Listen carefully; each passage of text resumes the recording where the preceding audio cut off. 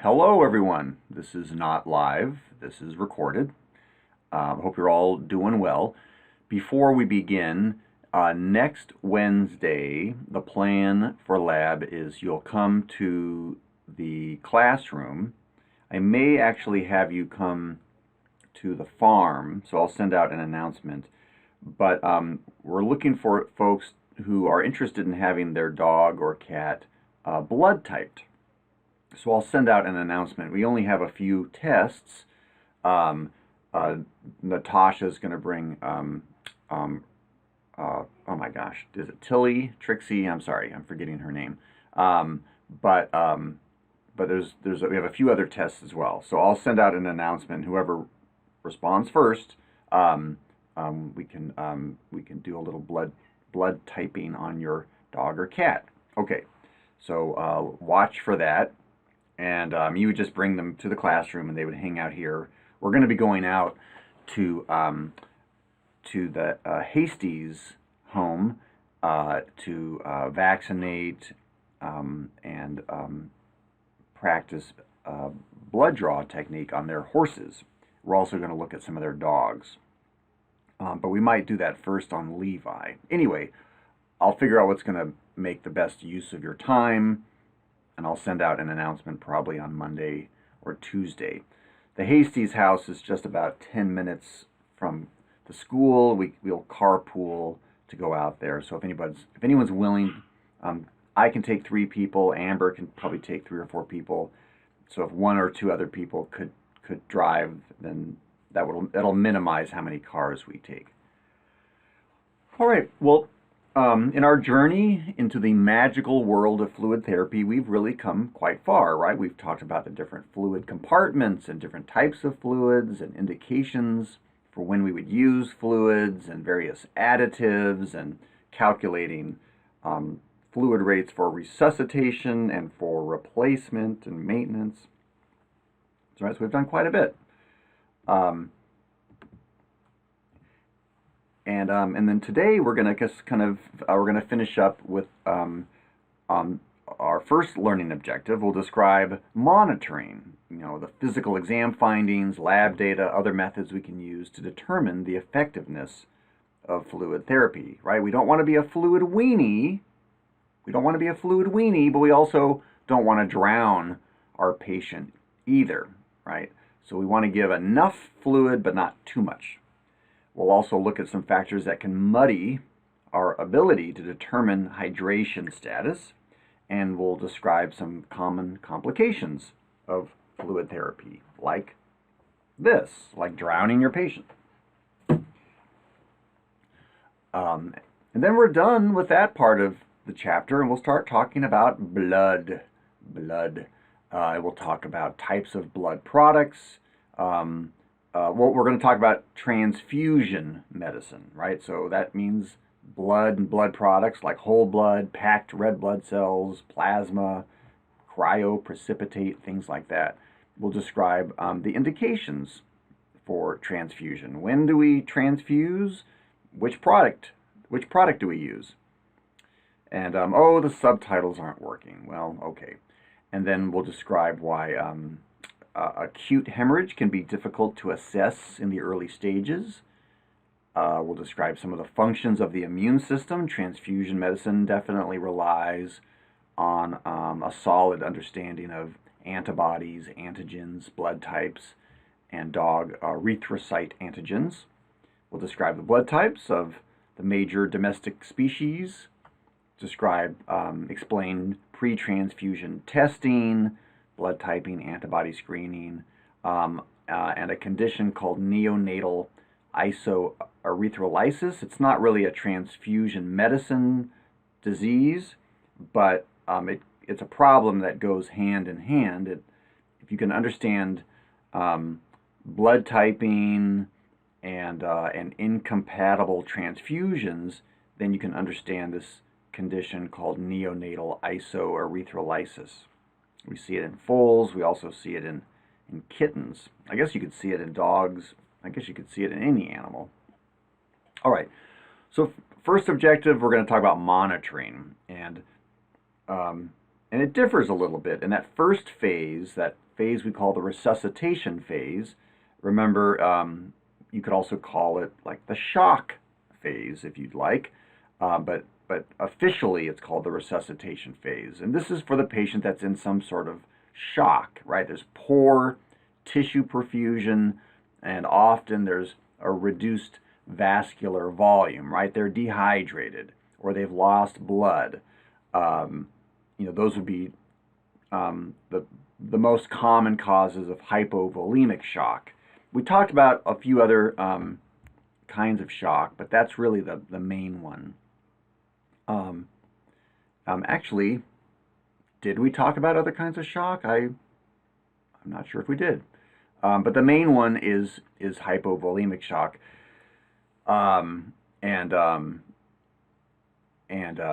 But we can use this shock bolus to treat other kinds of shock. The one kind of shock that we would not treat with a shock bolus would be what's called cardiogenic shock. In other words, shock that's related to heart failure.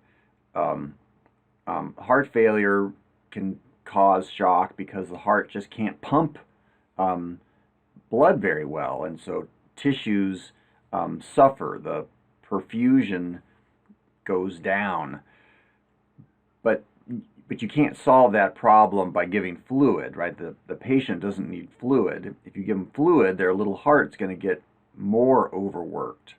So that's the one kind of shock where we would not use fluids. But anyway, so when a patient comes in, this question is basically asking, when I say name vital signs and clinical signs and a blood test, we're really sort of asking, what are you going to watch to see if you're being successful, if we're being successful in trying to restore vascular volume and tissue perfusion. Another way to phrase this question is, well, what are some of the signs of shock? What are you going to monitor? Well, and this overlaps with when we talk about the next phase. Some of this overlaps. It's not, they don't go into perfect little boxes, but these are the things you would check: heart rate, pulse quality, blood pressure, capillary refill time, mucous membrane color, warmth of the distal extremities and mentation, and also blood lactate levels. And so just to back up, if a patient came to you in shock, what would you expect the heart rate to be? Would you expect it to be elevated or decreased? Well, it would be elevated. It'd have tachycardia. Pulses, would they be strong or weak? They'd be weak. Blood pressure would be down. Capillary refill time would be prolonged, 3 seconds, 4 seconds. The color could be kind of pale. The feet, the tail, it could be kind of cold, just because the body may be, deciding not to, blood vessels may constrict to the extremities so that there's more blood pressure available to the brain and the heart. And these patients often tend to be kind of dull, lethargic, obtunded. I mean, they're almost comatose sometimes. And then lactate, you remember, that's a chemical that's a waste product, I guess, that your cells make in the absence of oxygen. If cells have to generate ATP without oxygen, they can do it. It's not as efficient, but they can generate some ATP without oxygen. But they end up producing this acid called lactate, this physiologic acid. Again, the runner's burn. You've ever experienced that kind of burning sensation in your muscle when you've been hard at work. That's lactate. Okay. The second phase, you've treated the shock, but now we're trying to treat the dehydration. They call that the replacement phase. And And we look at some kind of different signs. Again, these aren't perfect, but what are some of the signs you might watch for to make sure that your patient is becoming more and more hydrated? Well, you might look at skin turgor. That's where you've seen people take the back of the neck or the top of the head and kind of tint the skin. Um, the tackiness of the mucous membranes, right? Are they moist, or are they dry and kind of tacky? Are the eyes sunken? Is body weight decreased? And the book mentions cardiovascular compromise. I have no idea what they mean by that. Um, yeah, I don't know what they mean by that. Lab data. What's some lab data that could tell you about hydration status? Um, um, Protein levels in particular. Like you've learned about albumin, and there's really only one thing that will make albumin. Albumin is part of total protein. There's just one thing that makes albumin be elevated, and that's dehydration. There's no disease. There's nothing else that would ever make albumin be higher than normal. So total protein and PCV can tell you a lot about hydration status. The PCV will be quite high. Urine-specific gravity, very helpful. Definitely something that can be monitored. If a patient urinates in the kennel, just check their specific gravity. You'll be amazed at what you see. And I'll give you a little example in a moment. This dog has pretty normal hydration. You see how the skin just bounces right back. Right? That's also pretty normal in that dog, right? This cat, on the other hand, you can see how the skin doesn't really quite bounce back, right? So there would be decreased skin turgor in this cat. So this cat is probably a little dehydrated. Well, I say a little. It could be more than that. You'll see in a moment. I mentioned checking the urine-specific gravity. So let's just pretend this is one of these are your patients. This little foal or this little hippo baby or that puppy or seal, and you're giving them fluids. You think, oh, I'm being aggressive. I'm giving them fluids. And then you check the urine-specific gravity, and it's, what would it be? It's 1045. Okay, that's your urine-specific gravity. So take a moment and ask yourself, if the urine-specific gravity is 1045, are you being aggressive or are you being a fluid weenie? You're being a fluid weenie. 1045 is actually quite high. This patient, if they're being well hydrated and getting lots of fluids, their urine-specific gravity should be quite a bit lower. 1045 tells me that I'm probably not giving enough fluids.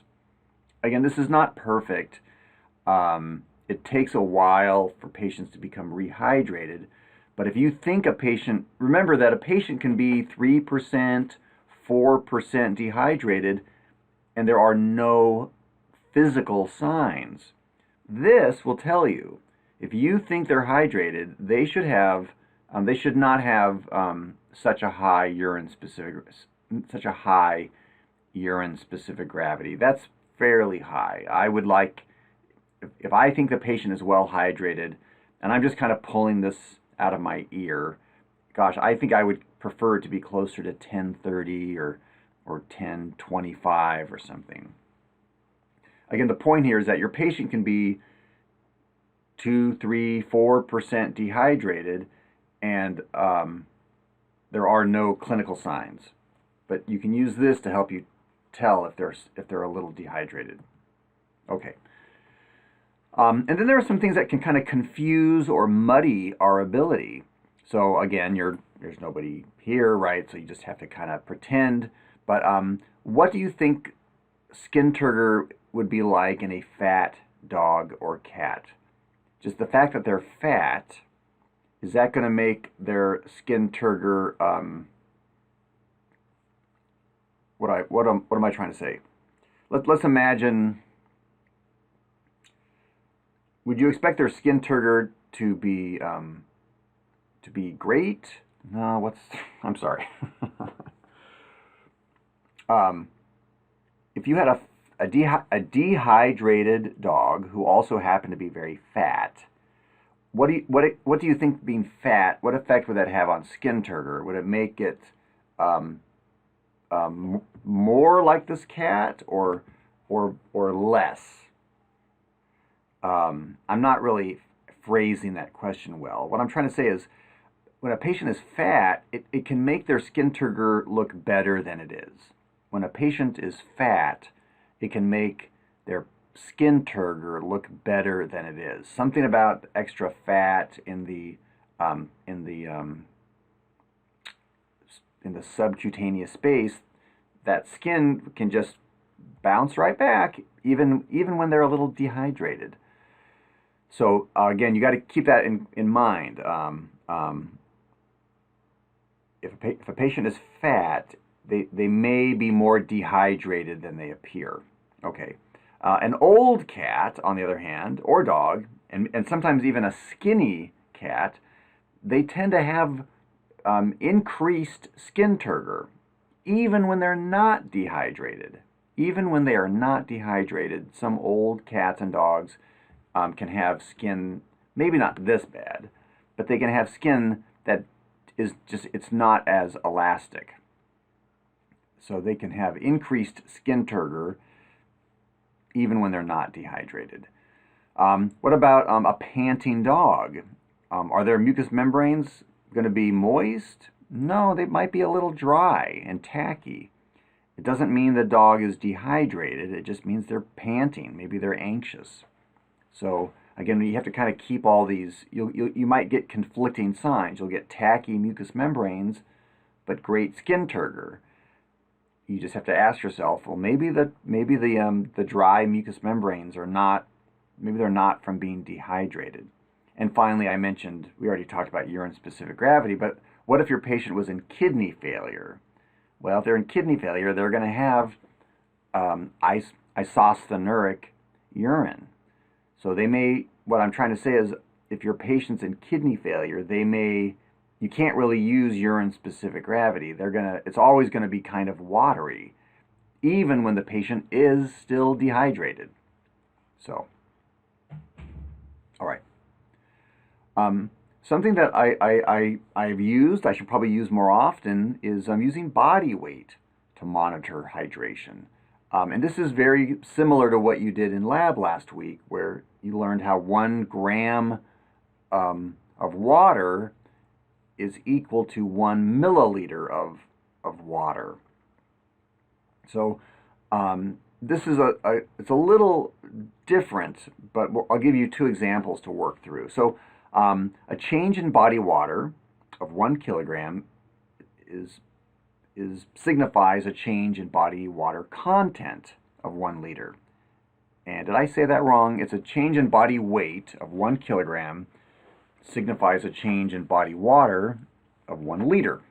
So how would you use this information? Let's imagine you have a patient and they are 5% dehydrated. We think they are 5% dehydrated. Just like you would calculate their fluid deficit, so it's just their weight in kilograms times the percent dehydrated gives you 1 liter. You could use that same calculation to say, oh, I need to, replace a liter of fluid in this patient. But we're using it in a slightly different way. 1 liter weighs 1 kilogram. So what would you expect him to weigh once he's fully hydrated? Well, he currently weighs 20 kilograms. Once he gets that 1 liter, that's going to make him weigh another kilogram. So when he's fully hydrated, he should weigh about 21 kilograms. And again, this is something you do. Patients in the hospital, they should be weighed at least once a day anyway, maybe twice a day. And that's something that the doctor can check, or you can check and say, oh yeah, he's gaining weight. That's, he's hopefully that means he's getting rehydrated. So let's do a little example. Here's a 100-kilogram patient, this little foal, and she's 10% dehydrated. So what is her fluid deficit? I hope it's okay that I am drinking some tea here. Let's see if I can do this. Right, so she is, oops, that's not going to work. She's 100 kilograms. Hopefully you can see that. Sorry, I didn't really leave myself room here. And she's 10% dehydrated. So, let me pull up my little calculator here. Should probably be able to do this in my head, but so the 100 kilograms times 10% is equal to 10 liters. Okay? Her fluid deficit is 10 liters. So once she's fully hydrated, in other words, once we've put the 10 liters back in her, how much should she weigh? She should weigh 110 kilograms. Right? So if we weigh her tonight and she weighs 105 and the next day she weighs 110 kilograms, we can maybe tell ourselves, great, this is further proof that she's hydrated. And there are complications with fluid therapy. So the most common would be volume overload. In other words, you're drowning your patient. The patients that are at greatest risk for that would be patients who have some sort of cardiovascular disease, heart failure, for example. The other would be cats. They just have a lower kind of fluid volume. There's a few other examples in the book, but to me those would be the two things to watch for. And signs, well, they're kind of the signs that you would see with congestive heart failure. There'll be increased respiratory rate. Maybe they start coughing, kind of a wet cough. I had a patient who had a whole, this patient was a hot mess. And so I think we had to place two catheters. This patient was in trouble. So we really had to be really aggressive bolusing fluids. And the patient, you could see the patient perking up and getting brighter. But then I remember the technician telling me, like, there's fluid coming out of her nose. I mean, there's like, the patient was starting to breathe harder and starting to cough, and there was actual fluid coming out of her nose. So I thought, well, okay, I think we can, at this point, we can back off on the fluids. But like I said, that was unusual because we had to be really, really aggressive.